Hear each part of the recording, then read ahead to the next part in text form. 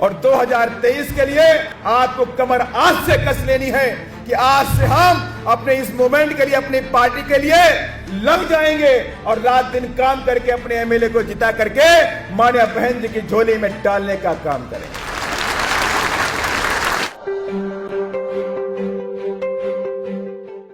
आज की ये सभा,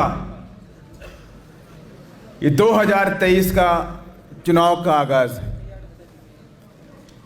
2023 we are going to enter the election mode next month. 2023 is very important for us, for our movement, for our the constitution. और इस 2023 में कर्नाटक का योगदान भी आवश्यक है। और कर्नाटक का योगदान क्या होगा? और कर्नाटक की हिस्ट्री में जाते हैं तो बहुत लंबे समय से एक गैप होता है। माननीय श्री कांशीराम साहब के समय 1994 में एमएलए बना और 1994 के बाद 2018 में बना, 18 में बना और बीच में कोई एमएलए नहीं बना। But now 2023 is very important for us, for our movement, for our mission, for our constitution, for our constitutional rights, for our jobs, for our self-respect, everything. और 2023 में आप क्या करने वाले? क्या 2023 में कर्नाटका में बहुजन समाज पार्टी की सरकार बनने वाली है? हाथ उठा के बताइए, बनेगी? अभी जोश नहीं आया पीछे से, उधर नहीं बोल रहे बनेगी। बनेगी? बनेगी? सारे लोग बोलिए बनेगी। कैसे बनेगी? वोट से बनेगी, वोट देंगे। वोट से तो कैसे बनेगी? बीएसपी को वोट देंगे। 2024, 2023, 24 साल के बाद आपने एक एमएलए दिया और 2024 एमएलए देने के बाद 2023 में सरकार कैसे बनेगी? दिस नॉट ओनली पॉइंट कि ये जो स्टेट के लीडर्स बैठे हुए इनका सोचने का है, इनका कंसर्न पॉइंट नहीं है। दिस इज फॉर ऑल, ये सभी के लिए है कि हमें अपनी अपनी रिस्पॉन्सिबिलिटी पे काम करना पड़ेगा। जो हमें रिस्पॉन्सिबिलिटी मिलेगी उसको पूरा करना है, आपको रिस्पॉन्सिबिलिटी मिलेगी उसे पूरा करना है। अगले 4 महीनों तक नीला कफन बांध करके गांव गांव में जाना पड़ेगा और बाबा साहब की तरह कांशीराम साहब की अलग को जगाना पड़ेगा। और बिना काम के कुछ नहीं होता है, बिना स्ट्रगल के कुछ नहीं होता है। आप बिना काम के, बिना स्ट्रगल के, बिना मेहनत के सरकार नहीं बना सकते। क्या बना सकते? क्या मेरी जिम्मेदारी बस इतनी है कि मैंने अपना हाथी को वोट दे दिया और मेरा काम हो गया? बिल्कुल नहीं। आपकी जिम्मेदारी बनती है कि आप अपना वोट भी देंगे, कम से कम 10 से 20 लोगों को भी आप उनको लेकर के आएंगे, हाथी पर वोट डलवाएंगे, तब जाके बात करेंगे, तब जाके बात बनने वाली है। और ये 2023 ये हमारे लिए अहम है क्योंकि केंद्र में बैठी सरकार, आपकी इधर उन्हीं की सरकार है, जो केंद्र में बैठे लोग हैं उन्हीं की सरकार, बीजेपी की सरकार यहां पे है कि नहीं? और केंद्र में बैठी सरकार हमारे संविधान को खत्म करना चाहती है। केंद्र में बैठी सरकार हमारी नौकरियों को खत्म करना चाहती है। केंद्र में बैठी सरकार हमारे कॉन्स्टिट्यूशनल राइट्स को खत्म करना चाहती है। केंद्र में बैठी सरकार हमारे पे कोई एट्रोसिटी होती है तो उस पर बात नहीं करती। Don't want to talk atrocity के ऊपर।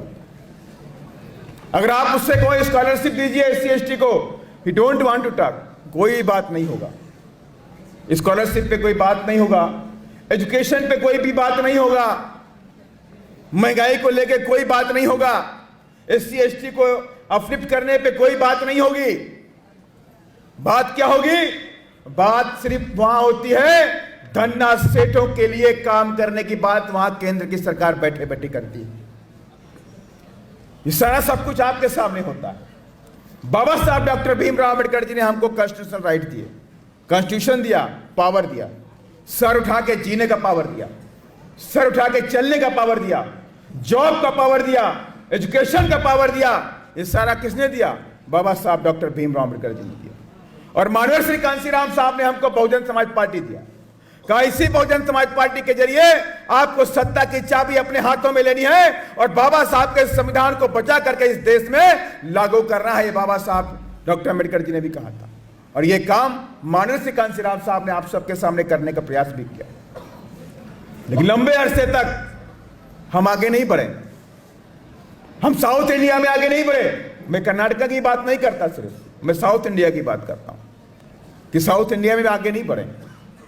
हम हर बार एक्सक्यूज देते हैं कि ऐसा हो गया, वैसा हो गया। ऐसा कैसे हो गया कि हमारे पास बाबा साहब की विचारधारा क्या इतनी कमजोर है? क्या बाबा साहब की विचारधारा कमजोर है? जब बाबा साहब की विचारधारा कमजोर नहीं है, जब बाबा साहब की विचारधारा से उत्तर प्रदेश के अंदर सरकार बन सकती है, बाबा साहब की विचारधारा से आदरणीय बहन कुमारी मायावती जी 4 बार मुख्यमंत्री उत्तर प्रदेश के अंदर बन सकती हैं, तो इसके मतलब साफ हो गया कि बाबा साहब की विचारधारा कहीं से कमजोर नहीं है।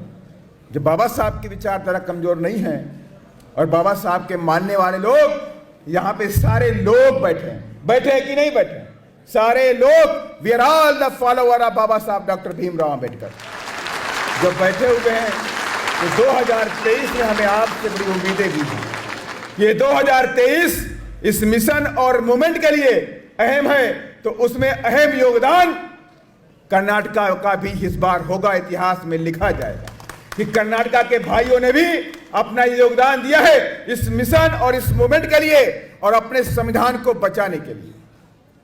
इसलिए मैं आप सबके बीच इधर आया भी हूं और आदरणीय बहन कुमारी मायावती जी ने आप सबके बीच में एक युवा लीडर, युवा आइकॉन आपके सामने भेज दिया, श्री आकाश आनंद। पूरी ताकत के साथ में दिन रात यही सोचते हैं कि मूवमेंट कैसे बढ़ेगा, पार्टी कैसे बढ़ेगी। हर वक्त यही सोचते हैं, हर वक्त इस बात पे चिंतन करते हैं कि 2023 हमारे लिए अहम है और 2023 हम आगे बढ़ करके रहेंगे और इस देश के अंदर बाबा साहब के संविधान को बचा करके रहेंगे। इसलिए मैं आप सभी लोगों से रिक्वेस्ट करना चाहता हूं, मेहनत करनी पड़ेगी, बिना मेहनत के कुछ भी हासिल नहीं होता। और 2023 के लिए आपको कमर आज से कस लेनी है कि आज से हम अपने इस मूवमेंट के लिए, अपनी पार्टी के लिए लग जाएंगे और रात दिन काम करके अपने एमएलए को जिता करके माननीय बहन जी की झोली में डालने का काम करेंगे। इन्हीं सब बातों के साथ मैं अपनी वाणी को विराम देता हूं। जय भीम, जय भारत, धन्यवाद। DNN हिंदी को सब्सक्राइब करने के लिए दबाएं लाल रंग का सब्सक्राइब बटन और घंटी का बटन दबाकर ऑल नोटिफिकेशंस पर क्लिक करें। चैनल को जिंदा रखने के लिए नीले रंग का ज्वाइन बटन दबाकर चैनल को आर्थिक सहयोग करें।